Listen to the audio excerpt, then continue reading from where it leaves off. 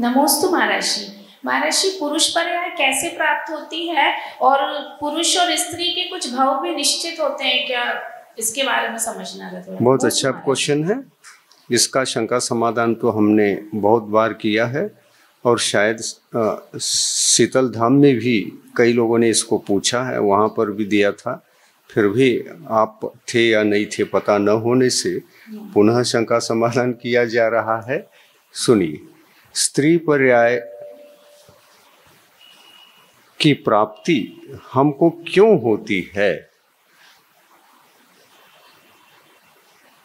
आपको ही नहीं, तीर्थंकर की माता को भी स्त्री पर्याय में जन्म लेना पड़ा।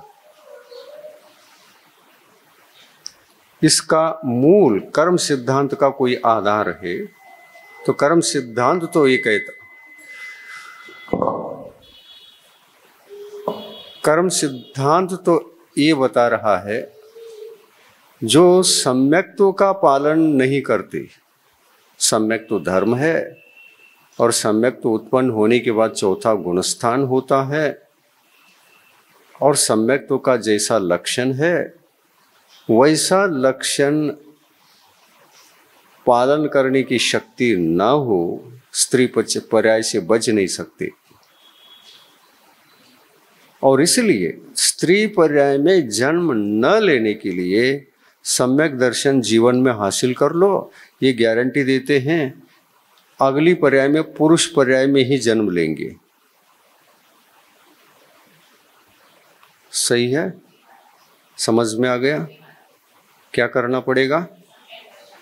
सम्यक दर्शन का लक्षण आगम से समझो। रत्नकर्ण श्रावकाचार है, उसमें 25 दोष हैं, उन दोषों से बचो। और वो दोष भी समझ में नहीं आते हैं तो मैं समझा दूंगा।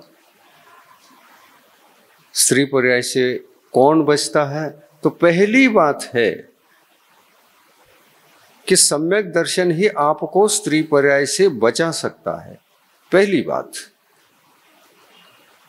क्या तात्कालिक बचाता है या हमेशा बचाता है? ये प्रश्न उठेगा, इसका भी उत्तर सुन लो। आपको तात्कालिक चाहिए, तात्कालिक बचा देगा। परमानेंट चाहिए, परमानेंट बचा देगा। तो हमको तो परमानेंट चाहिए। तो जब जब स्त्री पर्याय में जन्म लेने के बाद आप मरण करेंगे, सम्यक्त्व के साथ ही मरण करिए। सम्यक्त्व धर्म को अच्छी तरह से 25 दोषों से बच करके आप सम्यक्त्व का पालन करिए। स्त्री पर्याय से हर भाव में बचते रहेंगे। उत्तर एक पूछे थे, 2 प्रश्न, मैंने एक प्रश्न उठाया और 2 का उत्तर दे दिया। एक टेम्पररी स्त्री पर्याय से बचने का उपाय क्या है? टेम्पररी चाहिए है। सम्यक्त्व का पालन भी टेम्पररी करो, इस भाव में करो, अगले भाव में मत करो। हमेशा चाहिए क्या? इसी भाव में चाहिए सम्यक दर्शन? हमेशा की चाहिए। हमेशा उसको सुरक्षित रखते हुए, सुरक्षित रख करके मरण करेंगे। सम्यक्त्व के लक्षणों को जानकर उनके 25 दोषों से बच करके जब भी मरण करेंगे तब पुरुष पर्याय में ही जन्म होगा। ये 100% गारंटी है। ये भगवान की गारंटी, मेरा नहीं। वो गारंटी दे रहे हैं, इसलिए मैं गारंटी दे रहा हूं। दोनों बता दिया। कौन सा चाहिए? परमानेंट चाहिए। तो पहला कर्तव्य हो गया, सम्यक दर्शन को लेके ही हम मरेंगे।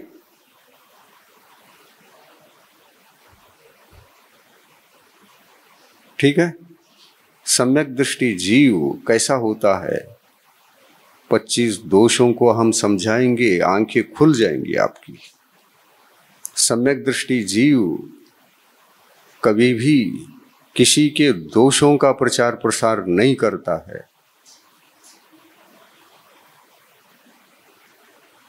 गुणों को देखता है, गुणों का अनुसरण करता है, गुणों का बखान करता है, दोषों को देखता ही नहीं है।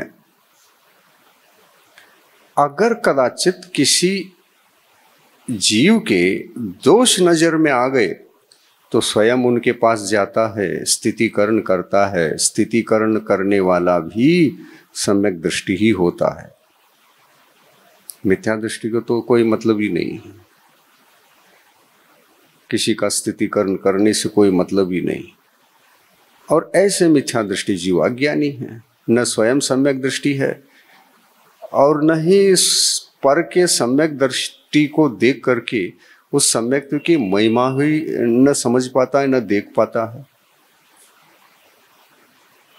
तो जैन धर्म के सिद्धांतों से अनभिज्ञ रहना, शास्त्र स्वाध्याय न करना, यह अज्ञान है। कब तक अनभिज्ञ रहोगे? क्रियाकांड को कम करो, स्वाध्याय भी करो। धर्म के बारे में इतना गहरा ज्ञान नहीं है तो गहरा बनाना शुरू कर दो।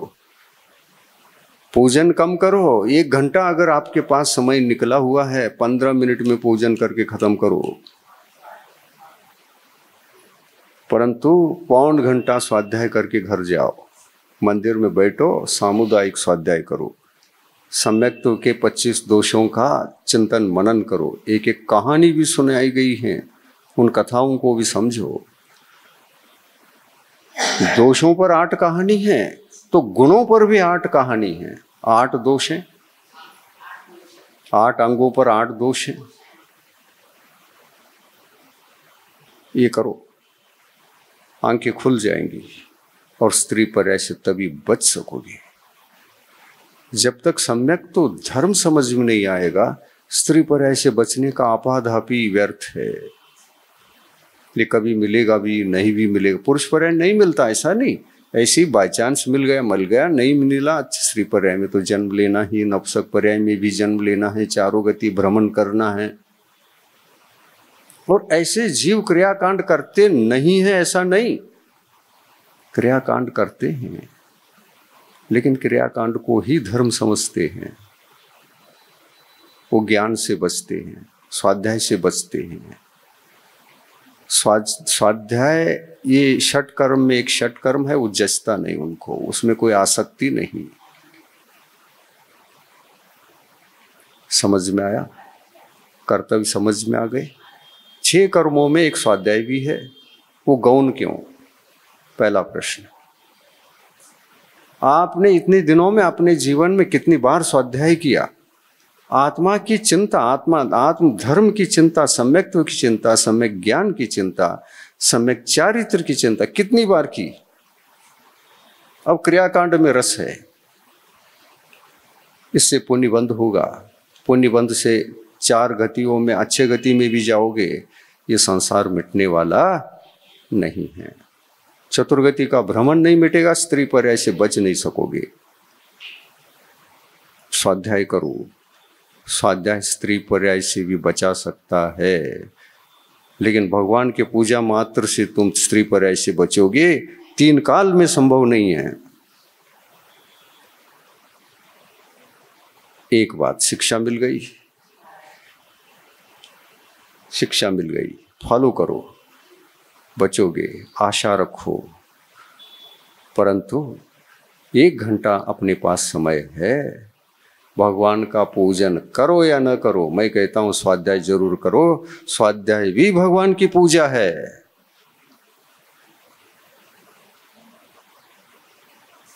और स्वाध्याय में रुचि लगेगी, भगवान की पूजा भी करना चाहिए, मालूम पड़ेगा। स्वाध्याय से पता लगाओ कि पूजा भी करना चाहिए कि नहीं करना चाहिए। तो स्वाध्याय में षट कर्म लिखे गए हैं, आएंगे वो।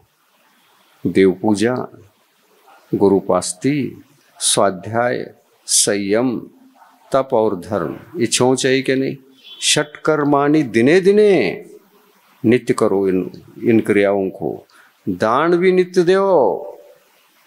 अतिथि गली में घर के सामने से गुजर रहे हैं, पड़गाओ, चौका मत लगाओ, शुद्ध भोजन करो। हमारे घर के सामने से अतिथि 10 बजे जा रहे हैं, 9 बजे जा रहे हैं, उनको प्रतीक्षा किए बिना भोजन नहीं करेंगे, ये अतिथि समविभाग वृत्त है। और इसको दिने दिने, कभी कभी नहीं, नंबर लगा के नहीं, ये प्रमाद है। ये अतिथि समविभाग का अनाचार है, अतिचार नहीं। और आघात है षटकर्म पर।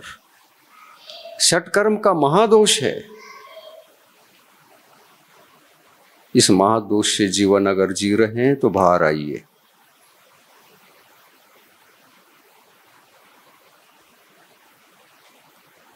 समझ में आ रहा? शिक्षा मिली? हाँ। दान भी नित्य कर्म है। कोई अतिथि, जघन्य सुपात्र, मध्यम सुपात्र, उत्तम सुपात्र, इसमें से अतिथि वो हैं जो तुम्हारे चौके के भोजन को स्वीकार नहीं करते। तुम जो खा रहे हो उसका शुद्धिकरण है या नहीं देख करके शुद्ध भोजन ग्रहण करते हैं। वो असली दाता है। जो अतिथि हमारे घर में आ जाए, अतिथि नहीं आते हैं। अतिथि का मतलब कौन? जो तिथि के बिना आते हैं आपके घर में, और तुम चौका लगाते हो तो तिथि से आना पड़ेगा, क्योंकि आज इनका हुआ, कल इनका होगा, इनका होगा, इनका होगा। महाराज चौथे दिन है, आप आओगे नहीं तो कल से तो बंद होना है मेरा चौका। बात भी कर रहे हो अतिथि को, तिथि पर आओ, हम 4 ही दिन चौका लगाने वाले हैं। दान की प्रक्रिया भी बिगड़ चुकी है पंचम काल में। कोई नैसर्गिक प्रक्रिया बची नहीं है। और मैं सावधान हो रहा हूँ। उस नैसर्गिक प्रतिक्रिया को जीवित करने के लिए सावधान हो चुका हूँ। अब बहुत मुश्किल है मेरे लिए आहार देना आपको। अब तो अतिथि को अतिथि की तरह बुलाना पड़ेगा। और अतिथि अगर नहीं आए, अतिथि कौन? जो तिथि पर नहीं आते। और तिथि पर आने वाले कौन? मध्यम सुपात्र, जघन्य सुपात्र। ये दोनों भी महान हैं। अतिथि ही महान है ऐसा नहीं। जो तिथि से आते हैं उतने ही महान है जो अतिथि की महानता है। क्या ये मध्यम पात्र नहीं, प्रतिमाधारी? क्या मैं ही पात्र हूं? ये बात हमेशा के लिए ध्यान रखो। अतिथि का ही केवल दृष्टि उधर ही टिक गई, सम्यक्त्व का दोष, धर्म में दोष लग गया। फल की दृष्टिकोण से देखो, उत्तम सुपात्र, मध्यम सुपात्र, जघन्य सुपात्र, इन तीनों में जो दान दिया जाता है नित्य, फल वही है। पुण्य की दृष्टि से भी देखो, फल वही है। परमार्थ की दृष्टिकोण से भी देखो तो फल वही है। स्वाध्याय करो, पता चलेगा। सम्यक ज्ञान संस्कार पढ़ो, तिलोई पन्नति पढ़ो। आपको ज्ञान ही नहीं है। आप अपने ढंग से जीना चाहते हैं। अतिथि कैसे मिलेंगे? अतिथि ज्ञानी होते हैं, प्रतिमाधारी भी ज्ञानी होते हैं, धर्मात्मा होते हैं, सम्यक तो ज्ञान और चारित्र के आराधक हैं। मध्यम सुपात्र भी आराधक हैं और उत्तम सुपात्र भी। जघन्य सुपात्र अविरत सम्यक दृष्टि होता है, लेकिन अविरत सम्यक दृष्टि होने के बावजूद भी उनको पात्र कहा है। जघन्य तो है। और जघन्य सुपात्र में भी जो दान देता है वो कम से कम 3 भव में और अधिक से अधिक 8 भव में मोक्ष जा सकता है दाता। उपेक्षा मत करो। जघन्य सुपात्रों की उपेक्षा नहीं, न ही मध्यम सुपात्रों की उपेक्षा। उत्तम सुपात्र ही पात्र है, धारणा हटाओ। स्वाध्याय करो तो पता चलेगा। ये तीनों को सुपात्र कहा है, और कुपात्र और अपात्र अलग विषय है, वो कभी समझाऊंगा। पहले पात्रों को समझो और दान की प्रक्रिया में सजगता लाओ। तुम भोजन खुद करते हो, शुद्ध करो, इतना ही बात। ये जो उपलब्ध है वही देना है, प्रक्रिया शुद्ध होना है। मन वचन काय शुद्धि पूर्वक भक्ति के साथ जगन सुपात्र में भी आहार दान दिया जा रहा है, औषधि दान दिया जा रहा है। उनके धर्म साधना के लिए जो भी आवश्यक विषय है उसकी पूर्ति की जा रही है। ये सब दान की कोटि में आएगा।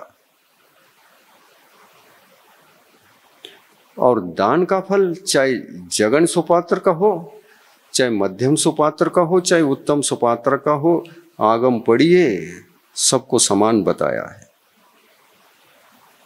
परमार्थ से भी इससे ज्यादा क्या चाहिए? अविरत सम्यक दृष्टि जगन सुपात्र, वृत्ति नहीं है, सम्यक दृष्टि है। गुण और दोषों के कारण से पात्र और अपात्र का लक्षण बनता है। सम्यक तो गुण है, मिथ्या तो दोष है। उस मिथ्यात्व को त्याग करके चौथा गुणस्थान को तो प्राप्त किया है। अनायतनों के सेवन का त्याग किया है। बाह्य रूप से किसी को देखना चाहे जो अनायतन का सेवन नहीं करता, अनायतन को पुष्टि नहीं करता, वो अविरत सम्यक दृष्टि माना जाएगा व्यवहार से। निश्चय से तो जो अंतरंग मिथ्यात्व परिग्रह को जीत चुका है, मिथ्यात्व प्रकृति पर विजय साध चुका है, वो वास्तविक दृष्टिकोण से चौथा गुणस्थानवर्ती होता है। अनंत अनुबंधी चार, मिथ्यात्व, सम्यक प्रकृति, इनका स्वरूप समझो। और ये हमारे आत्मा में भी हो सकती है, अगर स्वाध्याय नहीं है तो, ज्ञान नहीं है तो। हाँ, तो ये परिणति हमारे पास है ही नहीं, है या नहीं? अपनी आत्मा को आगम से टैली करते हुए अपने आत्मा को उन लक्षणों से बाहर लाना है। मिथ्यात्व प्रकृति हमको उदय में आकर क्या कराती है? अनंत अनुबंधी कषाय उदय में आने के पश्चात हमारी क्या दशा बनती है, किस प्रकार के भाव उत्पन्न होते हैं, उल्लेखित है। स्वाध्याय करो और उन लक्षणों से बचो, भाव प्रत्याख्यान करो। हाँ, ये मिथ्यात्व के भाव यदि हैं, मैं आजीवन के लिए उनको त्याग कर रहा हूं। ये भाव संकल्पना भाव सम्यक दर्शन को जन्म देता है। और फिर अनंतानुबंधी के लक्षण को जानो आगम की पद्धति से। या समझ नहीं पा रहे हैं तो मैं समझाता हूं, बैठो, समय निकालो, क्रियाकांड गौन करो थोड़ा, परंतु गुरु के सानिध्य में चरणों में बैठ करके उन लक्षणों को समझने का प्रयास भी करोगे तो जिंदगी का द्वार खुल जाएगा। एक अनंत अनुबंधी कषाय, उसको लक्षण बहुत अच्छी तरह से लिखा गया है। जिस कषाय के उदय में भौतिक सुखों की आशा होती है और परमार्थ गौण रहता है, परमार्थ की उपेक्षा करता है जीव, वो अनंत अनुबंधी कषाय के उदय से ही करता है। ये काम अप्रत्याख्यानावरणी कषाय का भी नहीं, प्रत्याख्यानावरणी कषाय का भी नहीं, और संजोलन कषाय का भी नहीं। ये लिखा है। और इसीलिए मिथ्यात्व कर्म को बांधने वाला और स्वयं भी बंधने वाली कोई कषाय है तो वो अनंतानुबंधी है। अप्रत्याख्यानावरणी कषाय के उदय से जीव कभी भी मिथ्यात्व का बंध नहीं करता, चाहे प्रथम गुणस्थान में हो और चाहे तृतीय गुणस्थान में हो, चाहे वो चौथे गुणस्थान में हो। समझो ये कब कर्म सिद्धांत कब समझोगे? केवल पूजा क्रिया कांड में भागते भागते थक जाओगे तुम, उससे कुछ होने वाला नहीं है। मैं ये नहीं कह रहा हूं कि पूजा करना व्यर्थ है, पूजा संक्षिप्त करो, उससे ज्ञान नहीं मिलता। स्वाध्याय ज्यादा करो, मेरी बात को समझो, उल्टा सीधा मत समझना।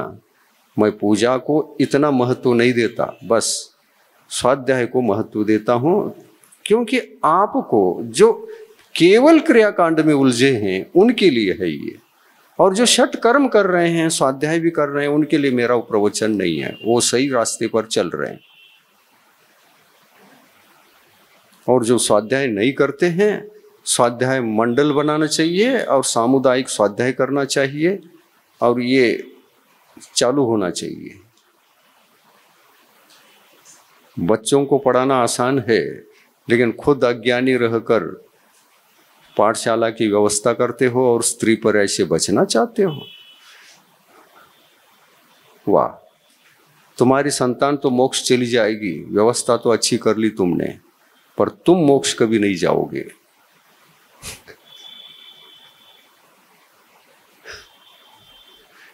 शंका समाधान में इतना जोरदार शंका समाधान, कठोर तो नहीं लगा? नहीं लगा, नहीं लगा। और जो समझदार होता है उनको लगता भी नहीं, और जो समझदार नहीं होता उनको लग भी सकता है। इसलिए मैंने याद किया, कठोर तो नहीं लग रहा है? नहीं लग रहा है, बहुत अच्छी बात है। एक विषय ये समझ में आ गया कि टेम्परेरी और परमानेंट स्त्री पर्याय से मुक्त होने के लिए कम से कम एक सम्यक दर्शन तो चाहिए। तीसरा प्रश्न मैं ही उठाता हूँ, इसके साथ 3 प्रश्नों के माध्यम से बात ही खत्म हो जाएगी। अंतिम क्वेश्चन, प्रश्न उठता है कि स्त्री पर्याय से बचाने वाला तो सम्यक तो है ही। तीर्थंकर माता भी जब स्त्री पर्याय के साथ जन्मी, मिथ्यात्व के साथ, प्रथम गुणस्थान के साथ ही उनका जन्म हुआ था। लेकिन सम्यक दर्शन को धारण करने की जो पात्रता आती है, 8 साल अंतर मुहूर्त बाद जीव जब बड़ा होता है, इतना अपनी उम्र से 8 साल अंतर मुहूर्त बाद सम्यक दर्शन को धारण करने की योग्यता इस कर्म भूमि के स्त्रियों में, पुरुषों में आती है। उससे पहले नहीं, कभी नहीं होगा। और यदि वो सम्यक दर्शन उतनी छोटी उम्र में आती है तो आती है, लेकिन उस छोटी उम्र में ज्ञानी माता पिता बच्चे को मिले तो धर्म की बातें चलती रहती हैं, केवल क्रियाकांड की बातें नहीं चलती। ज्ञानी माता पिता के घर में स्वाध्याय भी करते हैं, चर्चा चलती है। संस्कार किसके आएंगे, किस पर पड़ने वाला है? संतान पर। आप क्रियाकांड करेंगे, क्रियाकांड का ही संस्कार आने वाला है। स्वाध्याय करेंगे, स्वाध्याय का संस्कार आने वाला है। दान देंगे, दान देने का भी संस्कार है। आप 6 कर्म कर रहे हैं तो 6 का संस्कार नई पीढ़ी पर आएगा। समझिए, ऐसा शंका समाधान कभी नहीं भी सुना है तो पहली बार सुना रहा हूं। किसी ने भी नहीं सुना होगा तो पहली बार सुन रहे होंगे। सुनिए, षट कर्म चाहिए कि नहीं? पहला इसका संकल्प करो। न चारित्र की कमी रहेगी, न संयम की, न दान रूप कर्तव्य की। षट कर्माणि दिने दिने कहा है, और पूजन दिन रात कर रहे, पूजन में ही मन लगा हुआ है। इतने मात्र से कोई धर्मात्मा नहीं बनता, इतने मात्र से कोई सम्यक दृष्टि नहीं बनता। सम्यक दर्शन की जो अंग हैं वो कर्तव्य हैं, बाहर के वो 6 हैं। षट कर्माणि दिने दिने, 6 कर्मों को करना चाहिए। नित्य द्वारापेक्ष करिए। ये अतिथि संविभाग है। खुद खाने से पहले अतिथि की प्रतीक्षा किए बिना हम नहीं खाएंगे। खाकर भी प्रतीक्षा कर सकते हैं, लेकिन खाए बिना करो या खा करके करो। अतिथि की प्रतीक्षा किए बिना खुद भोजन करना अपराध है, अधर्म है, पाप है। इस पाप से बचिए, अपराध से बचिए, अपने जीवन को सुधारिए। शुद्ध भोजन करना कोई बड़ी बात नहीं है। थोड़ा बहुत आटा, वो ये मसाले सामान, घी है, तेल है, जो भी पेय पदार्थ हैं, खाद्य पदार्थ हैं, मर्यादा से रखना, मर्यादा को मेंटेन करना, बस इतनी ही, और क्या है। और अतिथि के टाइम आने का हो गया तो भोजन रेडी रखना, अतिथि निकल गए बाद में भोजन करना, लेकिन करने से पहले उनको याद करना, मैं कुछ तो अतिथि के हाथों में एक ग्रास भी रख करके आता हूँ तो मुझे मेरे वस्तु का दान देने का पुण्य लगेगा।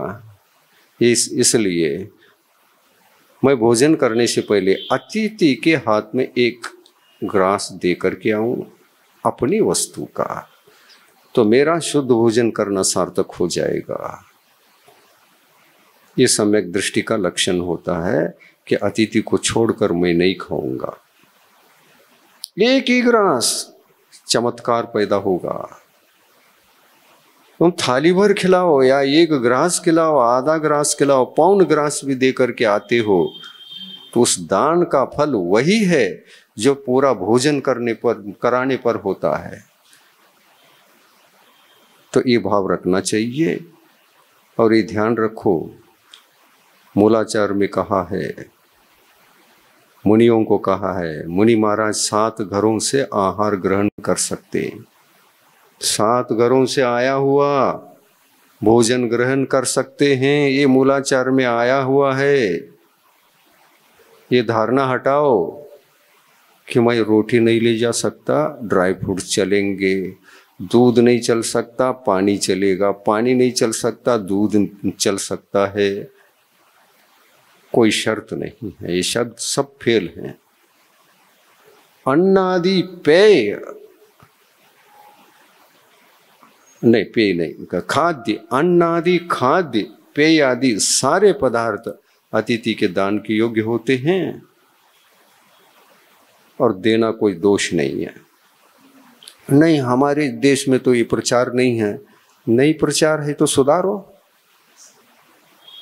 आगम के वचन है, उसको दूषित मत करो,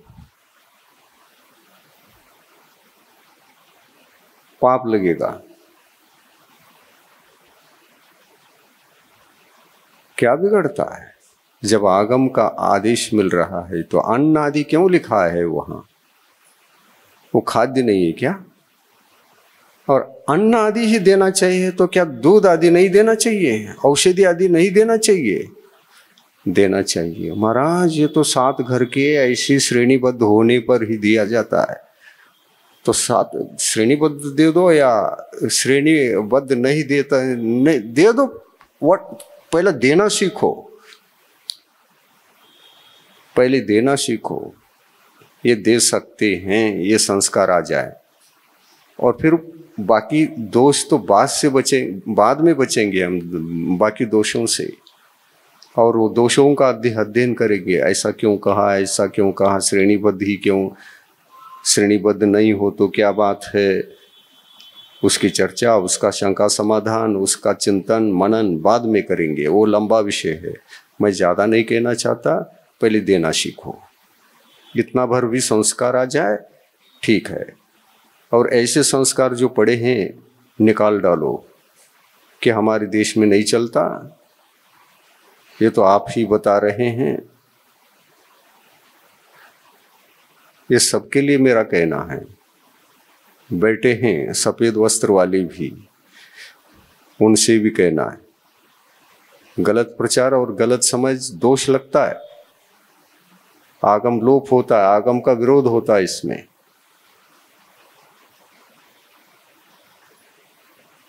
तो 7 घरों से क्यों चलता है? बहुत लंबी चौड़ी कहानी है, लंबी चौड़ी बातें हैं। समय ना हो, शंका समाधान और कभी करोगे तो ये सब खोल के रख दूंगा। ठीक, प्रश्न तीनों पूर्ण हो गए। ये नहीं हुआ, तीसरा नहीं हुआ। सम्यक दर्शन केवल टेम्पररी और गारंटी दोनों तरह से हमको स्त्री पर्याय से बचता है। जब भी जन्म लोगे सम्यक्त के साथ मरण करना ये अनिवार्य है। और कौन सा सम्यक्त? भाव सम्यक्त के साथ। केवल अनायतन त्याग मात्र से काम नहीं चलेगा। अनायतन के शरण से भाव सम्यक्त्व की गारंटी नहीं होती।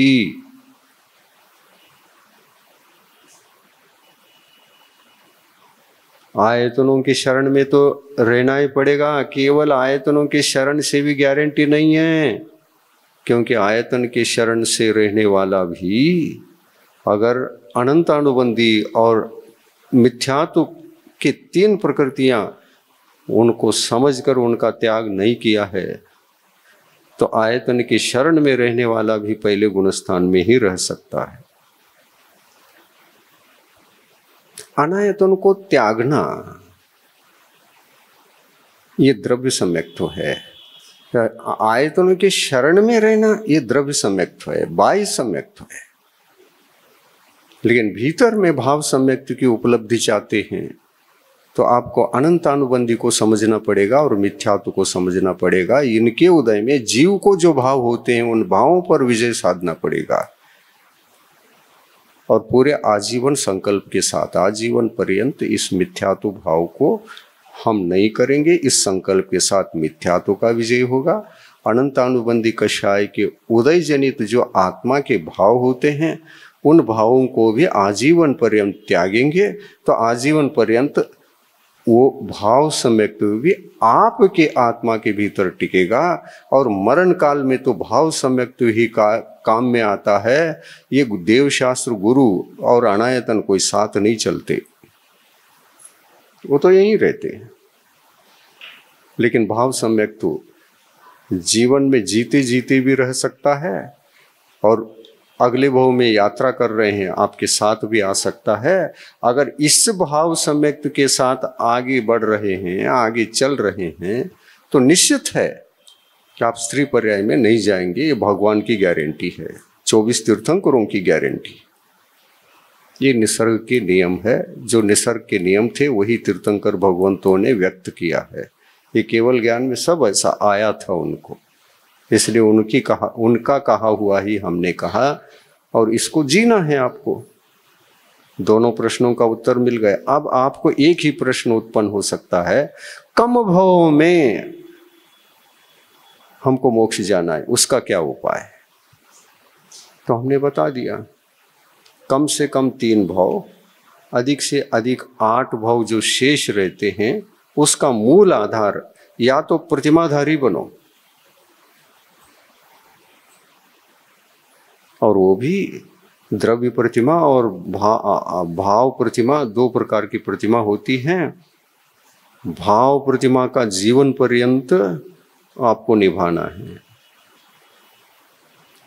द्रव्य प्रतिमा में क्या करना क्या नहीं करना, क्या क्रियाकांड है उसमें, इस बाह्य क्रियाकांड का नाम है द्रव्य प्रतिमा। चाहे वो अनुवृत रूप हो, चाहे 12 अनुवृत रूप हो, जो भी समझो।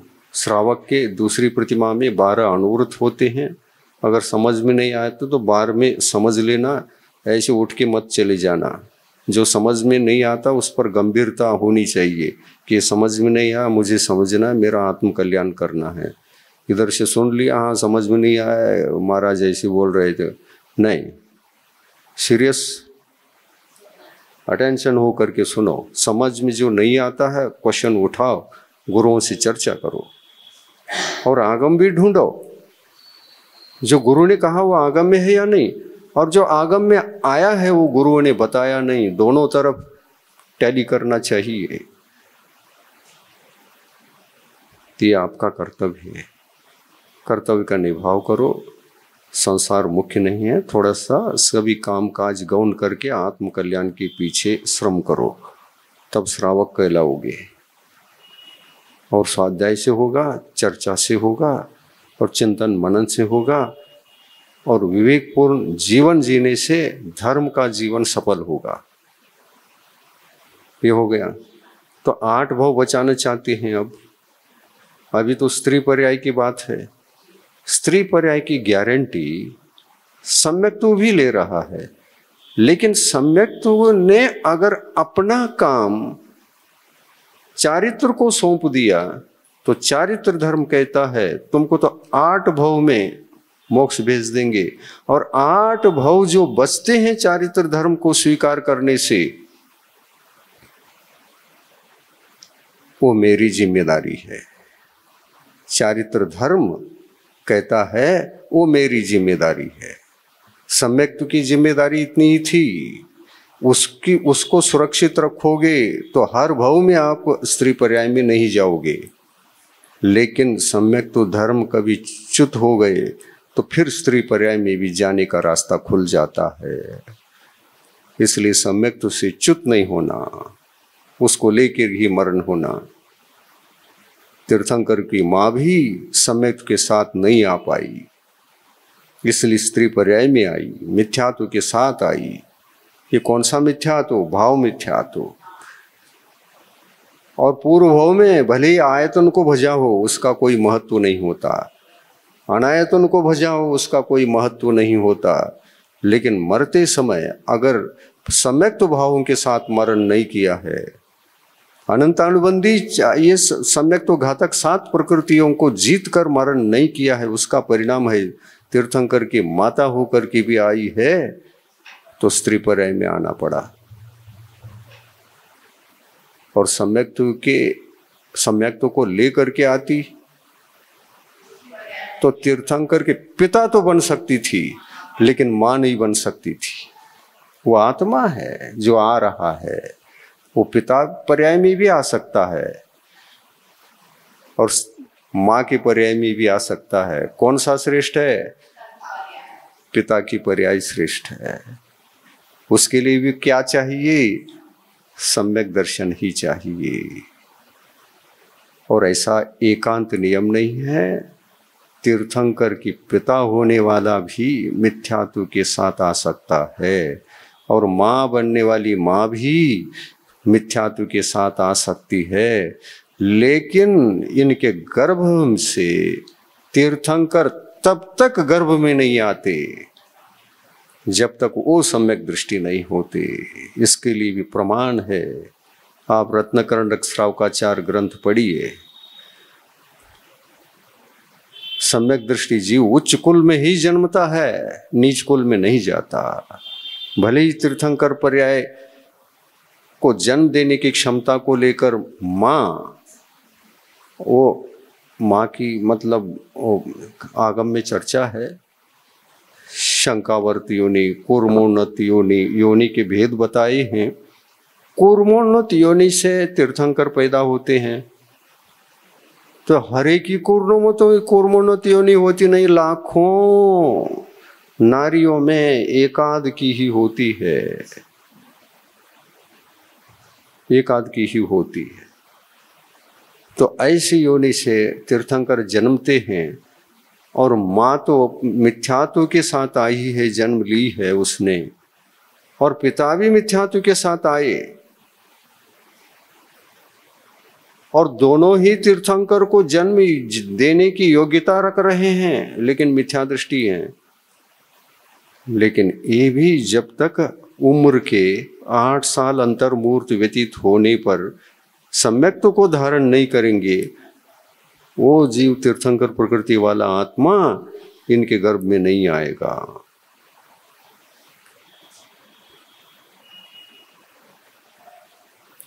निसर्ग का नियम है,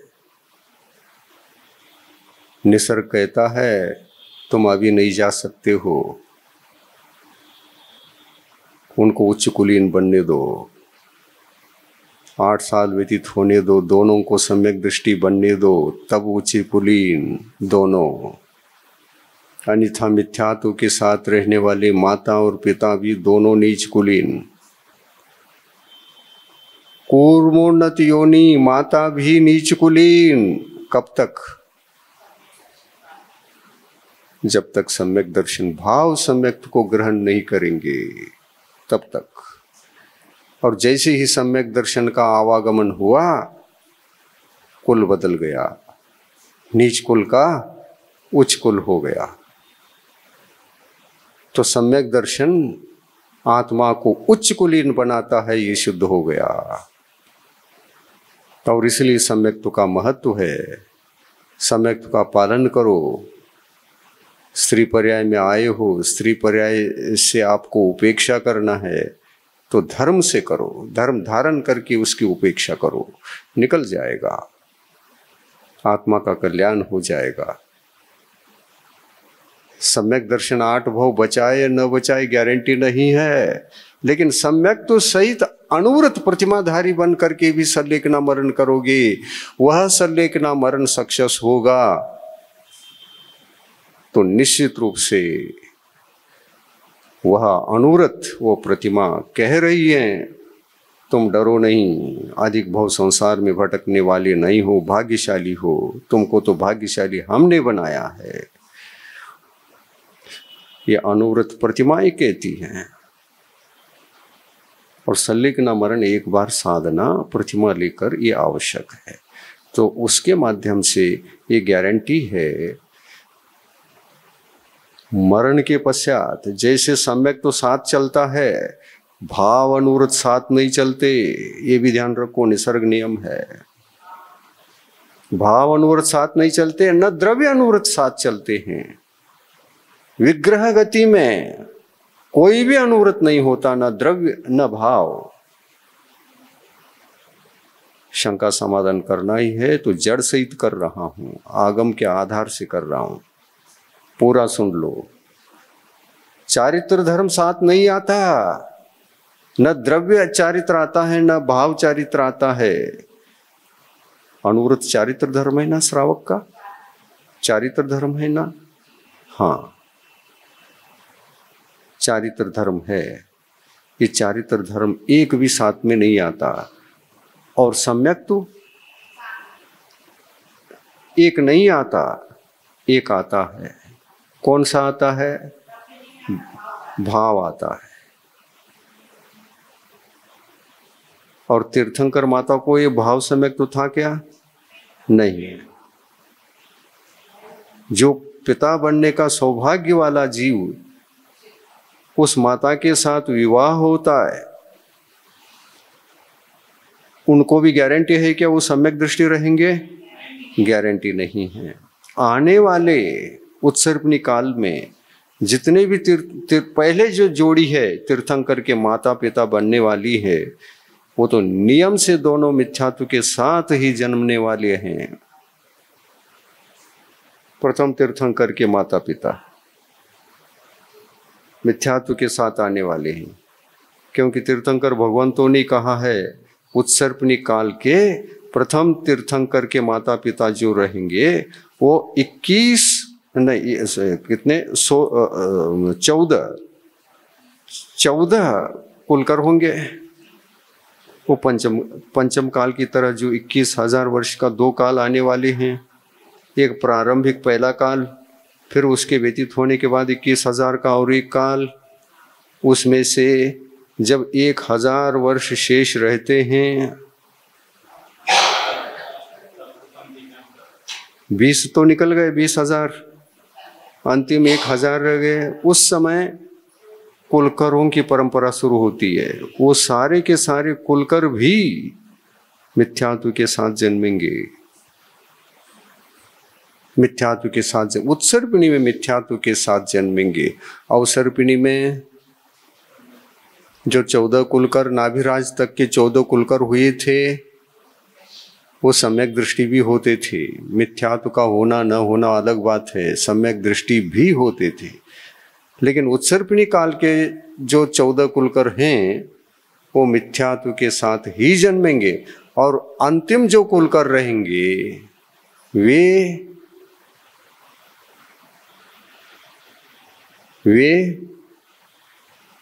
किसको जन्म देंगे? नाभिराय कौन थे? कुलकर थे क्या? नहीं थे। और यहां पर 14वें कुलकर कौन होंगे उत्सर्पिणी में?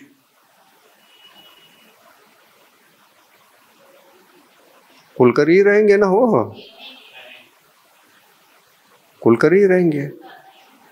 कुलकर रहेंगे लेकिन जन्म किसको देंगे? तीर्थंकर को जन्म देंगे। अंतिम कुलकर ही तीर्थंकर को जन्म देने वाला होता है। और वो मिथ्या दृष्टि रहेंगे उत्सर्प निकाल के 14वें कुलकर, ये चलो पन्नति में आया है, अच्छे से स्वाध्याय कर लो। ठीक है, ठीक है।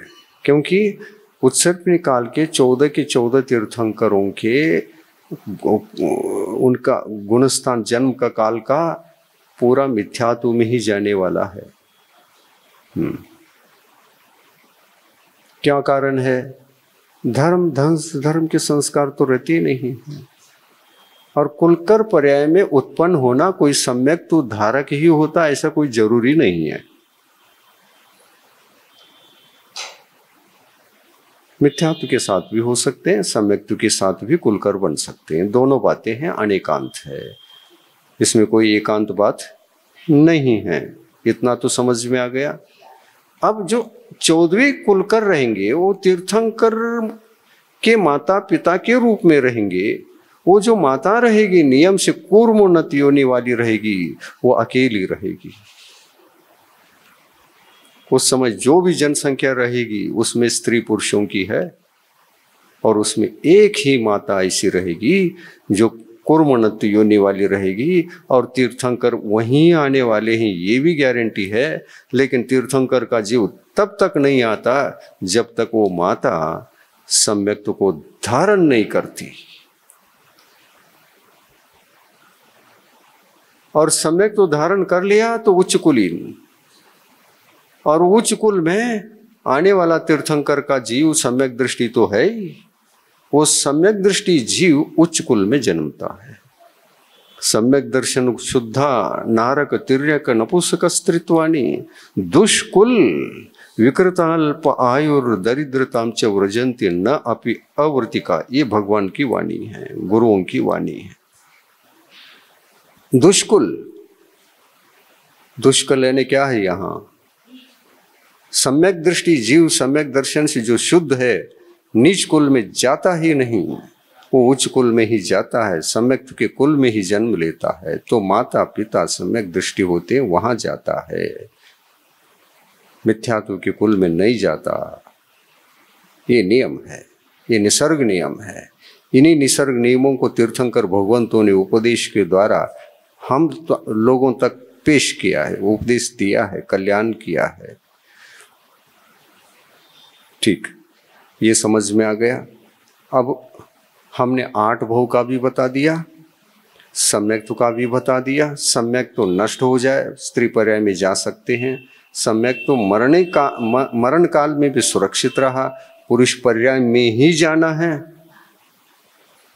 पर छूट गया तो स्त्री पर्याय में पुनः जा सकता है।